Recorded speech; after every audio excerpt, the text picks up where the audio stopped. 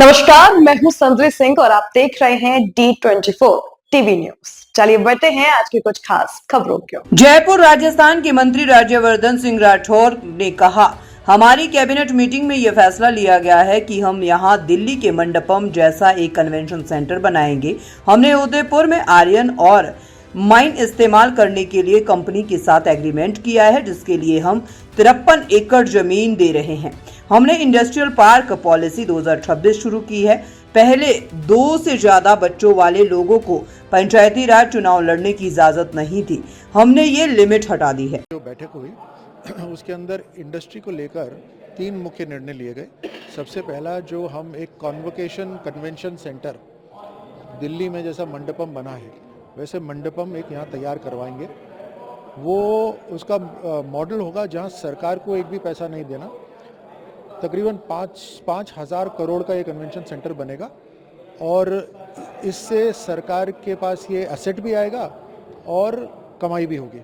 सरकार को कोई पैसे देने की ज़रूरत नहीं है। दूसरा है, उदयपुर के अंदर आयरन ओर की जो माइन है उसको इस्तेमाल करने के लिए एक कंपनी के साथ हमने समझौता करा है, जो कंपनी को हम 53 एकड़ ज़मीन दे रहे हैं डीएलसी से डबल रेट पर। उससे वो प्योर करेगी आयरन ओर को और पैलेट बनाकर आयरन से जो काम होते हैं उसको बढ़ावा मिलेगा।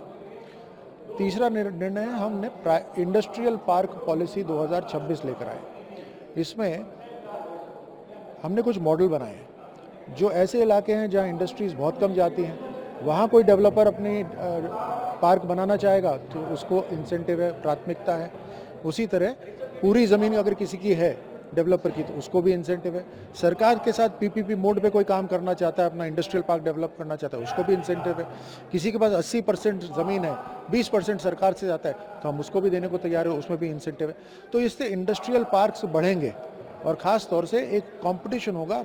जो सरकार के इंडस्ट्रियल पार्क है उसके मुकाबले में प्राइवेट इंडस्ट्रियल पार्क के साथ भी मुकाबला होगा। एक और निर्णय लिया गया यहाँ पर, जो इलेक्शन के अंदर एक लिमिटेशन होती है, उस लिमिटेशन के अंदर हमने वो लिमिटेशन को हटा दिया है।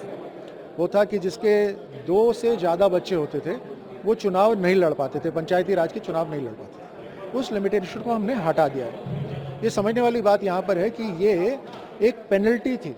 यह थी आज की मुख्य खबर D24 टीवी न्यूज के साथ। अगर आपको वीडियो पसंद आई हो तो इसे लाइक करें, कमेंट करें, शेयर करें। धन्यवाद।